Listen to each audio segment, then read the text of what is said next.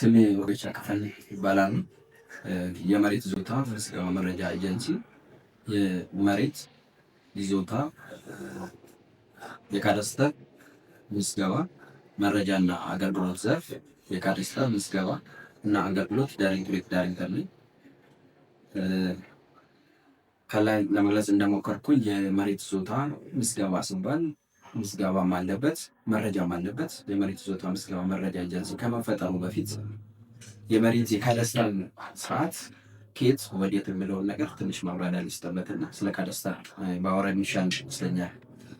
እንግዲህ እንደሚታወቀው የመሬት ይዞታ ምዝገባ መረጃ ኤጀንሲ ከመባሉ በፊት መሬት ይዞታ ራሱ ምዝገባ የሚባለው ነገር በሴንስ ደረጃ በደርግ በድሮ ጊዜ ቢሆንም የመሬት ይዞታ ምዝገባ በስርዓትን ይዞ የህግ መሰረትን ይዞ የተመሰረተው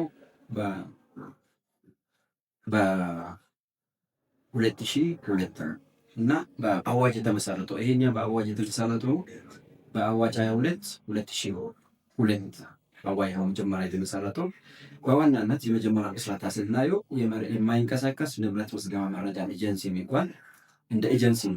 ንብረት ምዝገባ መረጃ ኤጀንሲ ነው የተመሰረተው እና ይሄ የማይንቀሳቀስ ንብረት ምዝገባ መረጃ ኤጀንሲ ሲባል ከዚህ በፊት የነበረው የካዳስተር ስርዓት የመልቲ ካዳስተር ወደሚባል የሚወስድ ከመሆኑ አንፃር የእሱ መሻሻያ ስለሚያስፈልግ የንብረትንና የካዳስተርን የህጋዊ ካዳስተርንና የንብረት ካዳስተርን ለመለየት ሲባል ይህንን የ22 2002 አዋጅ ማሻሻያ ተደርጎበት በ45 2006 2007 እንደገና ተቋቁሞ የመሬት ይዞታ ምዝገባ መረጃ ኤጀንሲ ተብሎ እንዲዋቀር ተደረገ።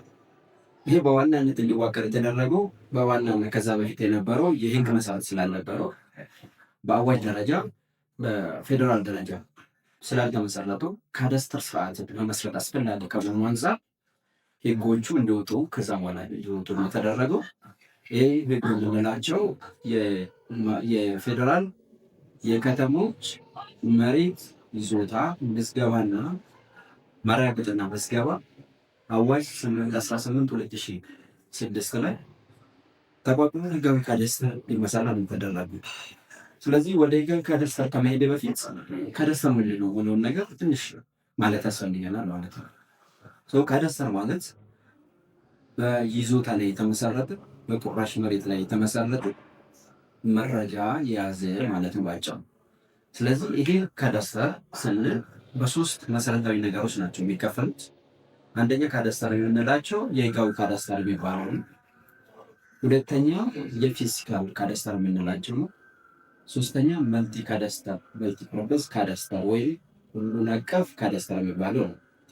ስለዚህ እንደ ካዳስተር ልናወራቸው ከሆነ እኛ በየትኛው ላይ አለን ከማለታችን በፊት እያንዳንዱ እስኪ ሶስቱን ትንሽ ሃይላይት ለማድረግ እንሞክር። የህጋዊ ካዳስተር ማለት ስፓሻልና መብት የተፈጠረለት ይዞታ በአንድ ላይ የተደራጀ የተረጋግጦ የተመዘገበ ማለት ነው። ስለዚህ አንድ ስፓሻል ማለት በራሱ ገላጭ መረጃዎችን ከመብት ጋር ስናገናኝ ህጋዊ ካዳስተር መሰረት ነው የምንለው። ይሄ ህጋዊ ካዳስተር የሚባለው መብት ላልተፈጠረለት ይዞታዎች ህጋዊ ካዳስተር ሊባል ይችላል ማለት ነው። ስለዚህ መብት ይፈጠራል። ከመብት ባሻገር ምን መኖር አለበት? መሬቱ መኖር አለበት። ይሄ መሬት ከህጋዊ ጋር ስናገናኝ ህጋዊ ካዳስተር እንለዋለን ማለት ነው። በሌላ የፊዚካል ካዳስተር የምንለው ፊዚካል ካዳስተር ቅድም እንዳልኩት የህጋዊ ካዳስተር የት እንዳለ በማን እንደተያዘ እንዴት እንደተያዘ የሚናገር ሲሆን የፊዚካል ካዳስተር በማን ይያዝ በማን ነገር ግን ለታክሴሽን ፐርፐዝ ብንጠቀም የፊዚካል መረጃዎችን የምንይዛቸው ነገር ነው ማለት ነው። ስለዚህ በማንኛውም ሰዓት ያንን ለታክሴሽን ፐርፐዝ የምንጠቀምበት ካዳስተር የፊዚካል ካዳስተር ነው ማለት ነው። በሶስተኛ ደረጃ የሁሉን አቀፍ ይሄ መልቲ ፐርፐዝ ካዳስተር የሚባለው ሁሉንም አቀፍ የሌጋል ካዳስተር ፕላስ የፊዚካል ካዳስተርም በአንድ ላይ አቅፎ የያዘው የካዳስተር ስርዓት ማለት ነው። ይሄ የካዳስተር ስርዓት ሁሉን አቀፍ ካዳስተር ስርዓት ስንል ምን ምንድን ነው ኮምፖነንቱ የሚያዘው ነው። እዛ ውስጥ ቅድም እንዳልኩት የህጋዊ ካዳስተር ስፓሻል ፓርት ይሄ ገላጭ መረጃ የምንላቸው መሬት የምንላቸው ከዛ በኋላ መብት የተፈጠረለት በማን እንደተፈጠረ በማን እንደተያዘ የት ቦታ እንደሚገኝ የምናገር ሲሆን የነሱ ተጨማሪ መረጃዎች ከዩቲሊቲ ጋር የተገናኙ ከአድራሻ ጋር የተገናኙ ከሌሎች መረጃዎች ሁሉም መረጃዎች በአንድ ላይ አቅፎ የሚይዝ ሞደርን የሆነ የካዳስተር ስርዓት ማለት ነው። ስለዚህ ዓለማችን የደረሰችበት የመልቲ ካዳስተር ሲስተም ሲሆን እነዚህ ሁሉ መረጃዎች በአንድ ቋት ተረጋግጦ ባለመብትነታቸውን ተረጋግጦ እያንዳንዱ መረጃ በቋታችን ውስጥ የሚያስቀምጥ የመረጃ ስርዓት ወይ ደግሞ የካዳስተር ስርዓት። በአጠቃላይ መረጃ ካዳስተር ስንል መረጃ ማለት ነው የይዞታ የቁራሽ መሬት ሙሉ መረጃን የያዘ ማለት ነው። ስለዚህ ይህንን ካልኩ እንደ መሬት ይዞታ ምዝገባ መረጃ ኤጀንሲ ስናነሳ በዋናነት ከ2002 ጀምሮ እስከሚሻሻል ድረስ የነበረው ሂሳቤ የህጋዊ ካዳስተር ምስረታ ነበር። ይህ የህጋዊ ካዳስተር ምስረታ በከተማ መሬት ይዞታ ማረጋገጥና ምዝገባ አዋጅ 818/2006 ላይ በግልጽ እናስቀምጡ የህጋዊ ካዳስተርን መመስረት ነው። ስለዚህ ህጋዊ ካዳስተር መመስረታ መጀመሪያ የተጀመረው ቅድም እንዳሉት በአዋጅ 22/2002 ላይ እንደ ከተማ አስተዳደር ህጋዊ ካዳስተር እንመስረት ተብሎ በህጋዊ ካዳስተር ላይ የተቀባበሉት። ይህንን የህጋዊ ካዳስተር ብቻ ለምንድን ወደ መንቲ ያልተሻገርንበት ወይ ደግሞ ወደ ፊዚካል ለምንድን መመስረት ድርጅትን ህጋዊ ካዳስተር እንዲመሰረት የተፈለገው የሚለውን ነገር ትንሽ ኃይለ ሀሳብ የሚሻል ነገር ነው የሚመስለኝ።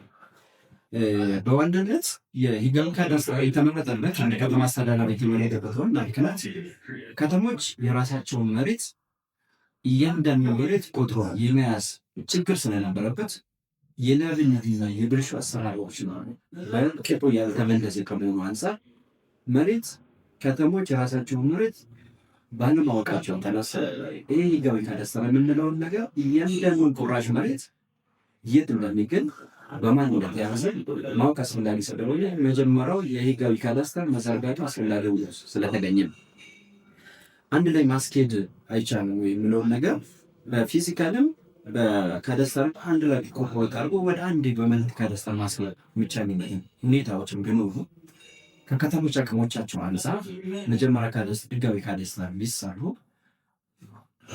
እነዚህ ህጋዊ ካዳስተሮች በኋላ ለፊዚካልም ለመልቲ ፐርፐዝም መነሻ ስለሚሆን መነሻ ሆኖ ስለሚያገለግል መጀመሪያው መሬት በማን ተያዘ በማን እጅ ነው ያለው የት የሚገኙ ነገሮች የሚለውን ነገር ሁላስ ስለማያስፈልግ እሱ ላይ ፎከስ ስለተደረገ ነው የህጋዊ ካዳስተር ስርዓት መጀመሪያ በሳንካቴት ይፈቅዳል። ስለዚህ የህጋዊ ካዳስተር ስራ መጀመሪያ የተጀመረው በዋናነት ቅድም እንደገለጽኩ የአዲስ አበባ አስተዳደር 400 ፓርሰል በላይ በመያዙ እነዚህም ፓርሰሎች እነዚህ ይዞታዎች መጀመሪያ ቆጥሮ ማወቅ ስላለበት መጀመሪያ እሱ እንደባበት ነው። ነገር ግን ይሄ አዋጅ ቀደም የጠቀስኩት 818/2006 የተዋለው አዋጅ በአዲሱ አዋጅ 2017 አምና የወጣው የ818 የተሻሻለ አዋጅ ስለነበር ይሄኛው አዋጅ ኮምፕሊትሊ ከህጋዊ ካዳስተር በተጨማሪ የማይንቀሳቀስ ንብረቶች እንዲመዘገቡ አብሮ አያይዞ የመጣ ሁኔታ ነው ያለው። እንግዲህ ቅድም እንዳልኩት ህጋዊ ካዳስተር ስንል አድራሻዎችን የማያካትት ሌሎቹንም የማያካትት ነገር ግን ይዞታዎች ከመብት ፈላጊ ጋር አብሮ የሚያገናኝ መብት የተፈጠረላቸው ፓርሰሎች አንድ ላይ የሚያገናኝ የህግ መሰረት ያላቸው መብት የተፈጠረላቸው ብቻ የሚመዘገብ ከመሆኑ አንፃር የፕሮፐርቲ ወይም ደግሞ እነዚህ የማይንቀሳቀስ ንብረቶች የምንላቸው ነገር በይዞታ ላይ የተገለጹ ይዞታዎች የመረጃ የመያዝ የመመዝገብ ሁኔታዎች አልነበሩም። ስለዚህ ትልቁ እንደ መሬት ይዞታ ምዝገባ መረጃ ኤጀንሲ ፎከስ አድርጎ ሲሰራ የነበረው የካዳስተር መረጃ የህጋዊ ካዳስተር መረጃ መጀመሪያ እውን የማድረግ ዓላማ አድርጎ ስለተነሳ እሱን ለመጨረስ ኦልሞስት ወደ 58% ወደ 60% አካባቢ የሚሆነውን ነገር ኦልሞስት የህጋዊ ካዳስተር እየጨረሰ ነው የሚሄዱ ማለት ነው። ስለዚህ እነዚህ ህጋዊ ካዳስተር በህጋዊ ካዳስተር ብቻ አሁን ባለንበት ሁኔታ ህጋዊ ካዳስተርን ብናስኬድ የህጋዊ ካዳስተርን ብቻ መመዝገብ በራሱ ሶሉሽን ስለማይሆን በራሱ የከተማ ተቋም ስለማይገልጽ በተቋም ደረጃ የሚሰሩ ስራዎች ከህጋዊ ካዳስተር ያለፉ ከመሆኑ አንፃር ወደ ህጋዊነትን ወደ መልቲ ካዳስተር በሚባለው ይሄ ሞደርን ካዳስተር ወደምንለው ነገር የማሻገር ስራ እየተሰራ ነው ያለው ማለት ነው።